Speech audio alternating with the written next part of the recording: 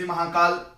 सबको किन स्थिति में दाह संस्कार करना चाहिए और किस स्थिति में उसका खनन होता है अर्थात गड्ढा खोदकर गड़ा दिया जाता है, इसी विषय पर आज हम चर्चा करने वाले हैं। आप चैनल पर हैं, वीडियो को देख रहे हैं तो सब्सक्राइब जरूर कर दीजिए, बेल आइकन को भी दबा दीजिए, क्योंकि मैं ऐसे ही सनातन वैदिक धर्म से संबंधित वीडियो हमेशा अपने चैनल पर आपके लिए लेकर आता रहता हूं। सनातन को जानना आपको बहुत ज्यादा आवश्यक है।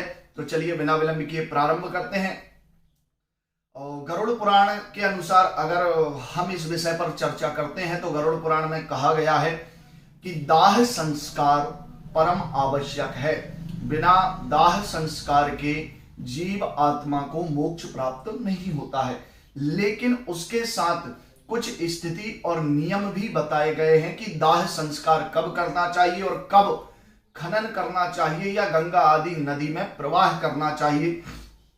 इस विषय में हम विस्तार से समझते हैं।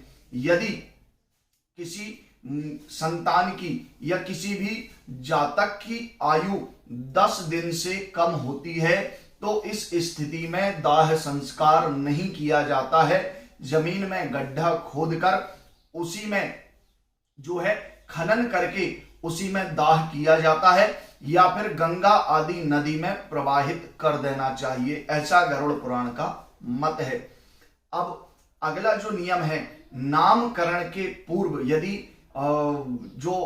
जिसकी मृत्यु हुई है उसका नामकरण संस्कार नहीं हुआ है तब इस स्थिति में भी दाह संस्कार नहीं किया जा सकता है।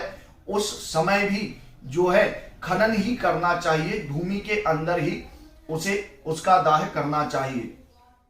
अगला जो नियम है, यदि नामकरण संस्कार हो गया है और 3 वर्ष तक यदि मुंडन संस्कार नहीं हुआ है तब इस स्थिति में भी दाह संस्कार नहीं होगा, अग्निदाह नहीं होगा, तब भी खनन करके ही दाह संस्कार करना पड़ेगा।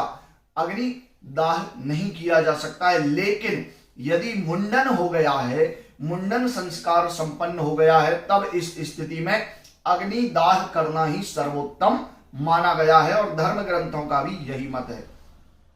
अगला जो नियम है, यदि 3 वर्ष से अधिक की आयु हो गई है तब इस स्थिति में मुंडन संस्कार हुआ हो या ना हुआ हो, उपनयन हुआ हो या ना हुआ हो, उससे कोई मतलब नहीं है, तब अग्नि दाह ही करना चाहिए। यह धर्म ग्रंथों का निर्देश है, अग्नि दाह संस्कार ही करना चाहिए। उसके बाद 3 वर्ष से लेकर कितनी भी आयु हो गई हो, अग्नि दाह संस्कार ही करना चाहिए, ऐसा नियम कहा गया है। अब कुछ स्थिति ऐसी बनती है, किसी की दुर्घटना में मृत्यु हो जाए, अज्ञात स्थान में मृत्यु हो जाए, या फिर हमें उसका शव प्राप्त ना हो, उसकी अस्थियां प्राप्त ना हो, इस स्थिति में हमें पलाश विधान करके दाह संस्कार करना चाहिए। पलाश विधान की विधि मैं आपको आने वाले वीडियो में बता दूंगा।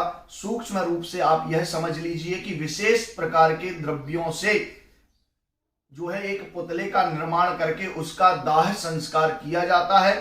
इस स्थिति में दाह से प्राप्त जो भी द्रव्य है उसका गंगा आदि नदी में विसर्जन करना चाहिए। यदि सब प्राप्त ना हो और अन्य किसी कारण से अस्थियां प्राप्त ना हो तो पलाश विधान से ही जो है दाह संस्कार करना चाहिए।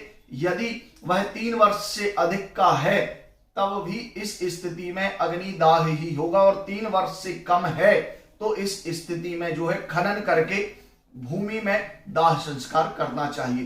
तो आप इस वीडियो को समझ गए होंगे, जानकारी अच्छी लगी है, सनातन धर्म से जुड़ना चाहते हैं तो चैनल को सब्सक्राइब जरूर कर दीजिए, बेल आइकन को दबाइए, क्योंकि यहां पर आपको सत्य और प्रमाणिक सनातन धर्म से संबंधित ज्ञान की प्राप्ति होती रहती है। जय श्री महाकाल। अगले वीडियो में पुनः मिलेंगे।